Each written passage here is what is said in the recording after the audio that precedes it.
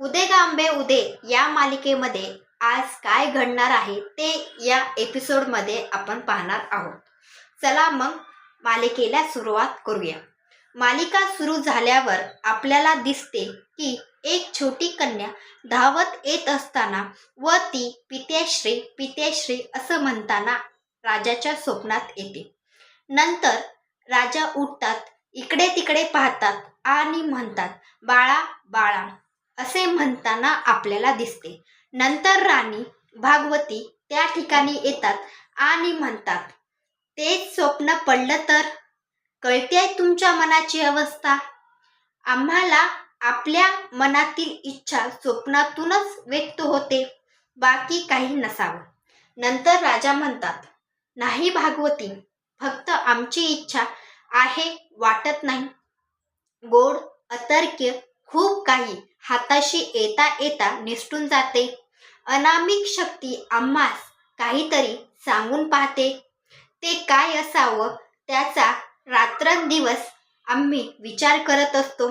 नंतर भागवती म्हणते, याबाबत आपण राजगुरूशी बोलावं, ते याची उकल काढू शकतील. नंतर ते राजगुरूकडे जातात. राजगुरू म्हणतात, आपल्या चेहऱ्यावरील आदिरता दिसते आम्हाला, पण योग्य वेळ येण्याची प्रतीक्षा करा. वेळ अशी कोणाला साध्य होत नाही. मग इतका अट्टास कशासाठी राजा? राजा म्हणतो, गुरुवर्य, दुर्भाग्य असो की भाग्य, आम्ही ईश्वराचा प्रसाद म्हणून आपण स्वीकारतो, यात कसलाही संदेह नाही.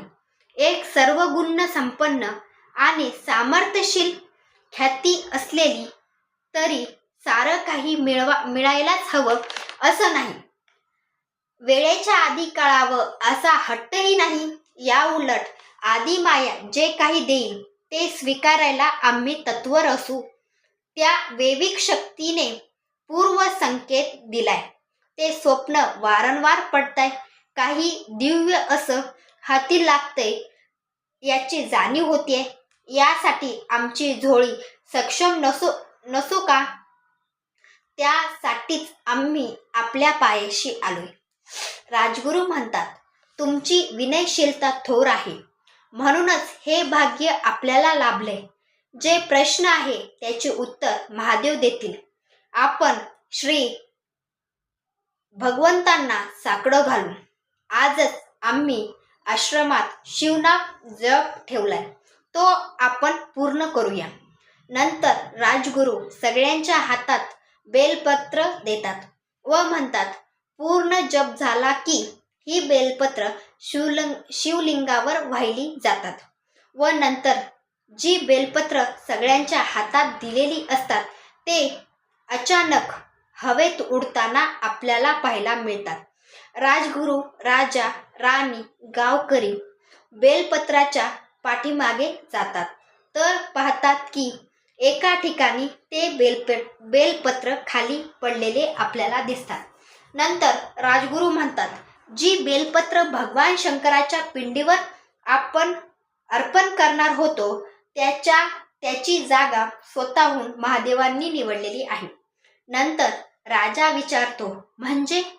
तेव्हा राजगुरू म्हणतात, बेलपत्र तेथेच पोहोचतात जेथे महादेवांचं अस्तित्व असतं. नंतर राजगुरू सगळे बेलपत्र खालचे उचलतात आणि राजगुरू म्हणतात, खोदा इथे. गावकरी आपल्याला खोदताना मालिकेमध्ये दिसतात. अशा रीतीने तेथे जमिनीच्या खाली शिवलिंग सगळ्यांना दिसते व सगळेजण ओम नमः शिवाय, ओम नमः शिवाय असा जप मोठ्याने करताना आपल्याला मालिकेमध्ये दिसतात. व नंतर राजगुरू म्हणतात, शिवलिंगाची स्थापना आपल्याला राजप्रसादात व्हावी असं राजगुरू राजांना म्हणतात. आपलं स्वप्न आणि हे शिवलिंग सापडणं अनन्य संबंध आहे. आपल्या कन्याची आस आहे. या ठिकाणी शिवलिंग सापडले, याच ठिकाणी कन्याराविष्टी यज्ञ करावा, आपली आस पूर्ण होईल. राजा म्हणतो, गुरुवर्य, ही आमची आस कित्येकांना अतर्क्य वाटते. वंशाला पुत्रच असावा, त्याच्या पराक्रमाने कुलाचा उद्धार व्हावा ही एक अभिलाषा सारे बाळगतात. कन्या म्हणजे साक्षात देवीचं रूप. ती विश्वाचा गाडा चालवते. तीच ऊर्जाधारी घराचा वंश वाढवणारा नको, या विश्वाचा गाडा चालवणारी, हातभार लावणारी कन्याच हवी. आमचा हा मानस नक्की पूर्ण होईल. नंतर आपल्याला मालिकेत दिसते की दैत्य राजा कालकेतू यांचा विजय असो असे म्हणणारे आपल्याला मालिकेत दिसतात. खूपदा कालकेतू यांचा विजय असो असे आपल्याला दिसते. नंतर राजगुरू म्हणतात, आपला मानस म्हणून नव्हे तर कन्या जन्माला येणं ही एक काळाची गरज आहे. नंतर राणी विचारतात राजगुरूंना, काळाची गरज म्हणजे? राजगुरू म्हणतात, येणारा काळच उत्तर देईल. नंतर राणी विचारतात, गुरुवर्य एवढे अस्वस्थ का?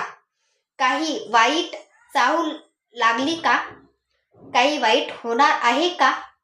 तेव्हा गुरुवर्य सांगतात, मी तुम्हाला यज्ञ करा असं सुचवलं खरं, पण दैत्याचा राजा कालकेतू सर्वत्र हाहाकार माजवतोय.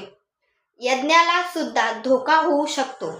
सर्व देवगणांना सोबत त्याचं युद्ध सुरू आहे.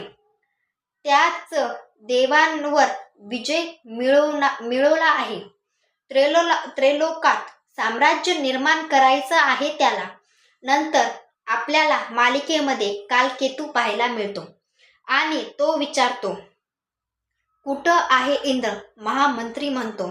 आपल्या भीतीने तो पळालाय. महामंत्री म्हणतो, या बंदिस्त केलेल्या देवांना बंदीशाळेत टाकतो व म्हणतो, त्रैलोकात आपली सत्ता आहे.